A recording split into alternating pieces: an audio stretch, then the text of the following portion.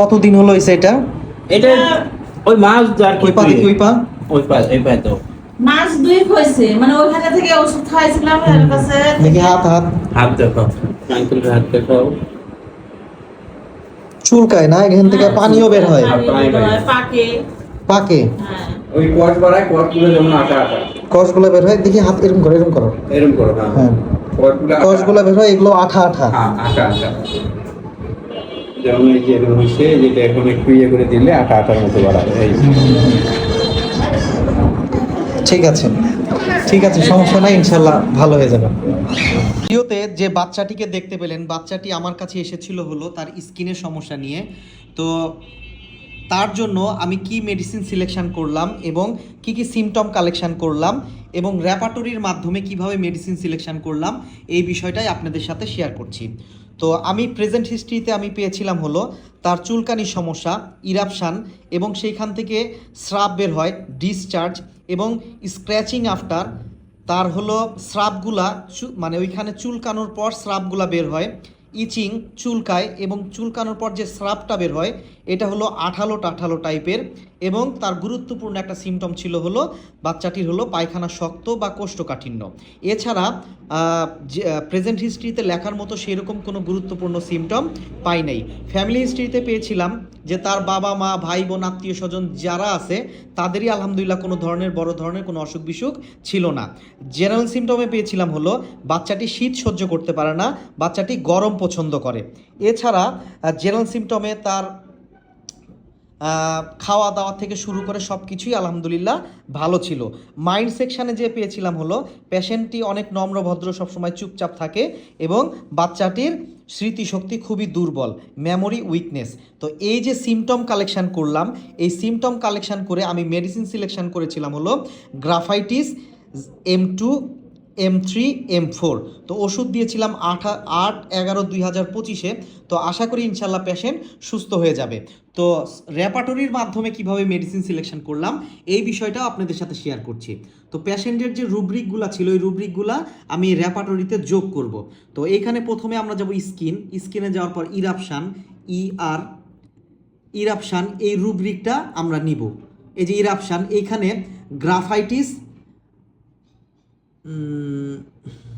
Graphites এখানে second গ্রেডে রয়েছে। পরবর্তীতে ডিসচার্জ, এখানে স্কিন, ইরাপশান, তারপর ইরাপশানে যাওয়ার পর ডিসচার্জ, DIS, ডিসচার্জিং মানে হলো সেখান থেকে স্রাব বের হয়। আমরা এই রুব্রিকটা নিব। এই রুব্রিকটা নেওয়ার পর আমরা আরেকটা সিমটম যেটা পেয়েছিলাম স্ক্র্যাচিং আফটার, এখানে ডিসচার্জ, এখানে গ্রাফাইটিস ফার্স্ট গ্রেডে রয়েছে, স্ক্র্যাচিং আফটার এখানেও গ্রাফাইটিস ফার্স্ট গ্রেডে রয়েছে। পরবর্তীতে আমরা একটু নিচে যাব, নিচে যাওয়ার পর এখানে দেখতে পাবো যে এখানে যে চুলকানোর পর আঠালো রস বের হয়, এখানে গ্রাফাইটিস একটা মেডিসিনই আছে ফার্স্ট গ্রেডে। তার মানে পেশেন্ট যে যে সিমটমগুলো আমাকে বলেছিল সবগুলোই গ্রাফাইটিসের ফার্স্ট গ্রেডে কভার করছে। পরবর্তীতে আরেকটা যেটা সিমটম পেয়েছিলাম সেটা হলো তার কোষ্ঠকাঠিন্য। তাহলে আমি রেকটামে যাব, যাওয়ার পর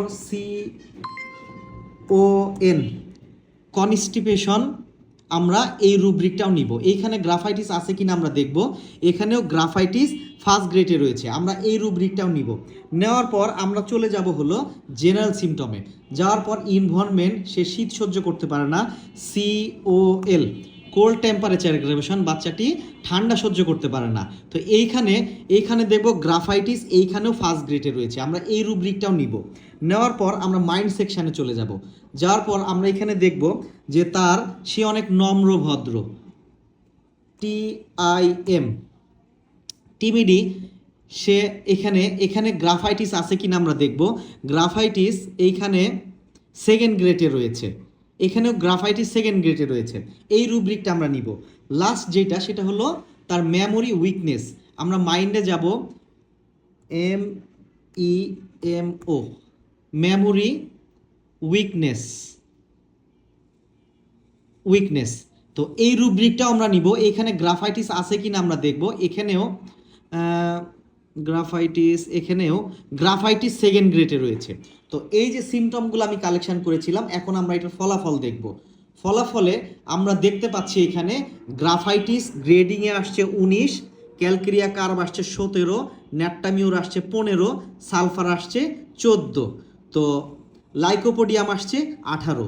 তো এইখানে গ্রাফাইটিস যেহেতু চুলকানির ক্ষেত্রে বা স্কিন ডিজিজের ক্ষেত্রে বেশি ভালো কাজ করে, তো সেইখানে আমি গ্রাফাইটিস মেডিসিনটি সিলেকশন করেছিলাম এবং তার যতগুলো সিমটম সবগুলোই গ্রাফাইটিস কভার করছে। তো এইভাবে যদি আমরা পুঙ্খানুপুঙ্খানু সিমটম কালেকশন করে যদি রেপার্টরির মাধ্যমে মেডিসিন সিলেকশন করতে পারি, তাহলে মেডিসিন ভুল হওয়ার সম্ভাবনা খুবই কম থাকে এবং পেশেন্ট অতি দ্রুত সুস্থতার একটা জায়গায় পৌঁছাতে পারে। তো এতটুকুই আপনাদেরকে দেখানোর ছিল। আপনাদের যদি কোনো কিছু জানার থাকে অবশ্যই আপনারা আমাকে জানাবেন। আর যদি কখনো কোনো ট্রিটমেন্টের প্রয়োজন হয়, আমাদের কাছে হোমিওপ্যাথিক খুবই ভালো ট্রিটমেন্ট এবং হোমিওপ্যাথিক নীতি মেনে ট্রিটমেন্ট দেওয়া হয়। তো যদি কারো চিকিৎসার প্রয়োজন হয় সেক্ষেত্রেও আপনারা আমাকে জানাতে পারেন। তো সবাই ভালো থাকবেন, সুস্থ থাকবেন। সামনের দিন নতুন একটা ভিডিও নিয়ে আবার আপনাদের সামনে হাজির হব। আসসালামু আলাইকুম।